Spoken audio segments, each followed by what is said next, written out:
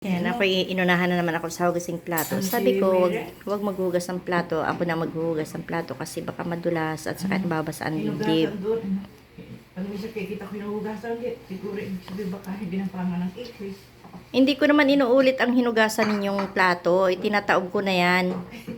Bakit ko hugasan ulit? Dahil marumi ba? Ay, iniisip kasi ni nanay minsan, inuulit ko pa. Hindi mo kailangan tatluhing sabon. Mamaya madulas pa yan. Mas delikado pa. Mas delikado pa kasi madulas sa kamay mo ay mabasag. Masugatan kayo dyan. Saka inaano ko baka yung madulas. Basta hindi madulas yung tsinelas yung yan ha. Hindi. Kaya nga kinuha ko eh. Pag sinilas ko. Sinilas na ito na. Baga may ngipin.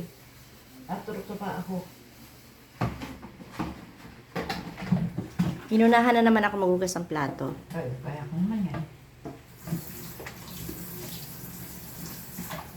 Wala kayo dyan.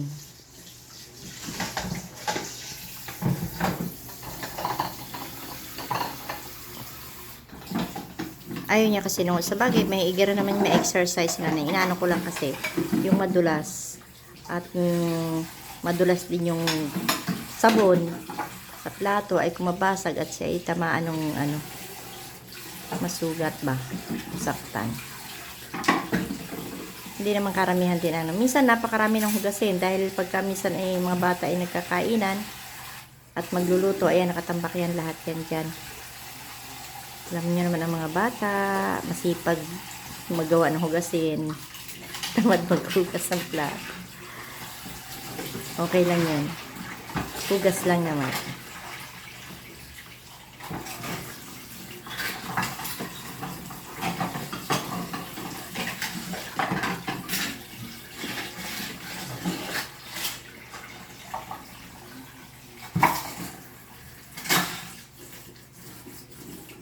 Tapos na yun, Nay? Lagay ko dito para sumulo. Diyan nyo na lang muna itaob at itataob ko na lang doon pag sulo na. Ay, hindi na ata doon mo. Diyan na lang muna. Tataob ko na lang doon mamaya.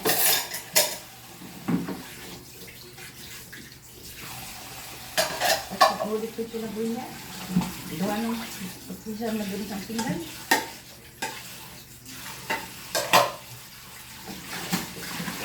Wala naman ang mantika eh. Hindi naman mamantika pagka eh. Wala naman mantika ulam natin. Sanay na ako pati. Mamantika ang plato pag mamantika ay ulam. Sanay na ako na. Wala namang mamantika ulam natin ngayon. Kaya pag minsan nga dinalo ako ng sabon. Kita ko, may nakadikit na dairy cream. Hindi nadaanan ng sabon. Nadaan yan dyan, iihi naman. Ang kalat pa. Bukas naman ako maglilinis at masakit ang aking likod. Ililipat ko na lang muna ito sa platuhan. Bukas na ako. Kahit kapakan mo chinilas ko. Dahil ako'y masama talaga rin ang pakiramdam at may lagnat pa.